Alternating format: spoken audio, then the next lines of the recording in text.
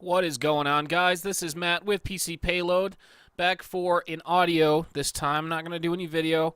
I just really wanted to touch on some of the happenings at Computex 2017 in Taiwan, mostly in regards to the CPU battle that's going to kind of start again, I guess you'd say, with AMD and Intel, of course. Intel has just released a bunch of information. There's a full chart. I believe it's about 10 SKUs, 9 or 10 SKUs of new i7s, i5s, and i9 processors that are going to be coming out here pretty soon. Of course, you've got AMD Rison, which has been out for a few months now, and really, really surprised at Intel's kind of counterpunch to what Ryzen has done here. Looking at this chart, I've got to pull up in front of me, and I'm just going to cherry pick one of these. So, for example, Intel has a model that is an i7 7820X, which is very similar to the Ryzen 7 series. It's got 8 cores and 16 threads, just like the Ryzen processor does. It actually has quite a bit more power draw at 140 watts, whereas if you get down into even the Ryzen 7 1700, you get a 65 watt power draw, which is a pretty significant difference. Looking at the chart here, it looks like the Intel processor does have a boost clock of 4.5 gigahertz, and that's in comparison to the turbo frequency, what they call turbo frequency on the AMD Ryzen 7 1700 of 3.7. So there's definitely a difference there. Between I'm going to give them between 6 and 800 megahertz to be fair at this point, before we actually see any real world testing. And if you're familiar with overclocking with Ryzen, you can get a Ryzen 7 1700 up to about 3.9, and if you're lucky, 4.0 gigahertz with good cooling. Now, the 1700 model does come with what they call the Wraithspire cooler.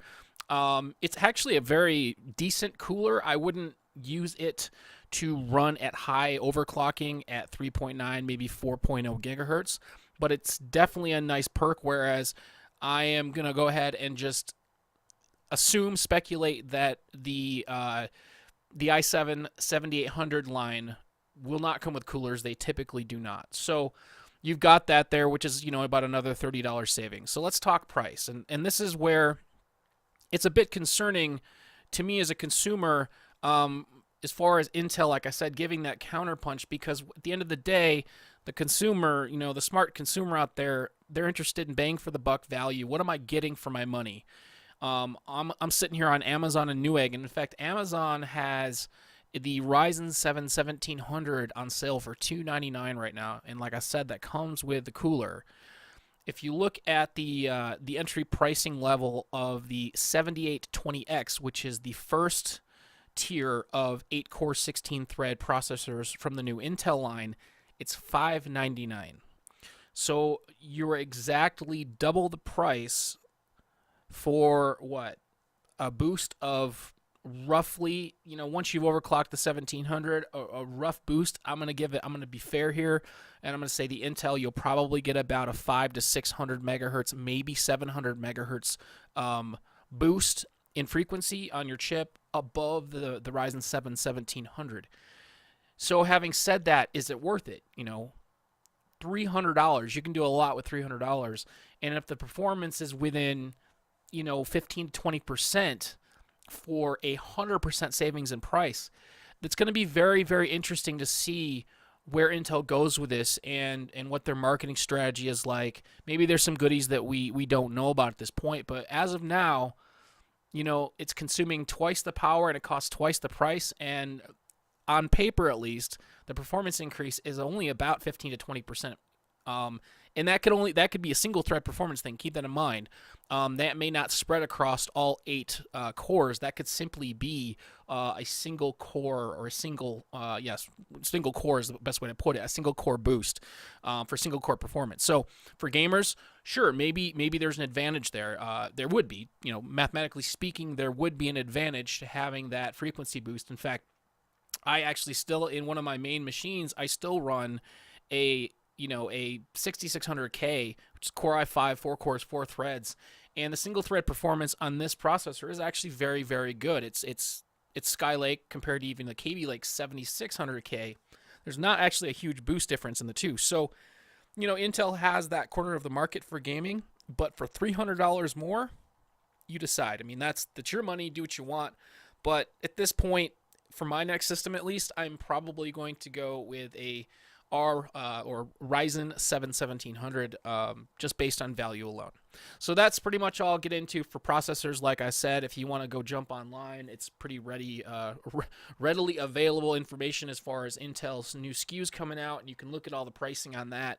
I just want to do a quick comparison of kind of the mid-tier pricing structure and the mid-tier performance structure, so you guys have an idea of what you're looking for, what you're going to be into money-wise if you decide to go and stay with Intel. So, having said that, I'm going to dump about a minute and a half into talking about Vega, because that is all that they talked about.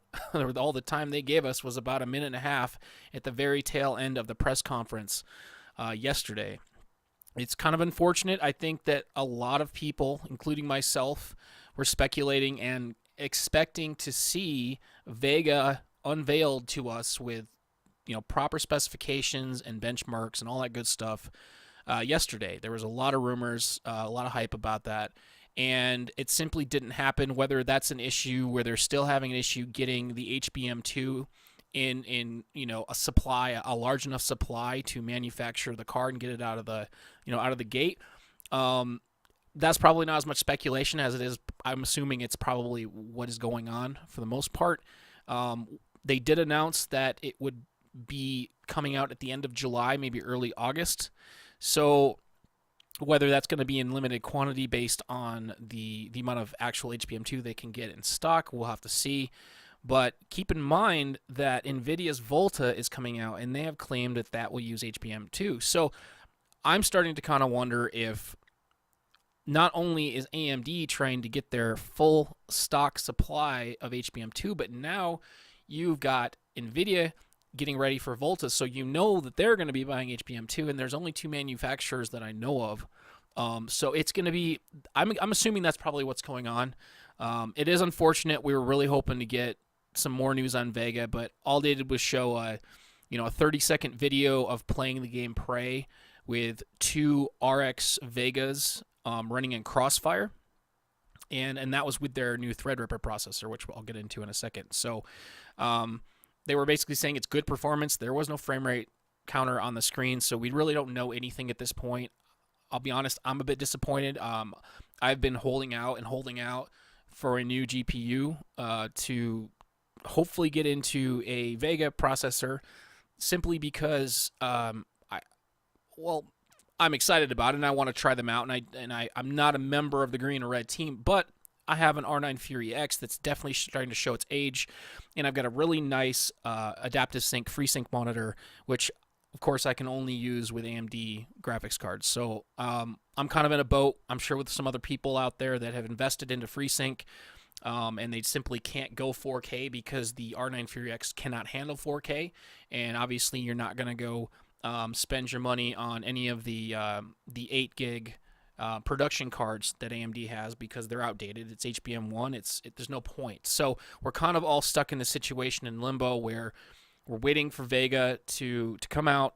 We're hoping that AMD gets their shit together and gets it out on time, because this is delayed and delayed and delayed, and I think they're losing business. I think they're losing business. Every time that AMD has a press conference and people expect to find out more about Vega, at least enough to hold out, they don't give us anything worthwhile, in my opinion, and people are, NVIDIA's pants are wet every time AMD gives a press conference, because you're going to have a huge number of people that say, you know what, I'm sick and tired of waiting, and I'm going to go ahead and I'm going to grab that GTX 1070 or 1080 or 1080 Ti. So having said that, like I said, in that very short video at the end of the AMD press conference, they did show off their new production processor, for the lack of better terms. It's called Threadripper.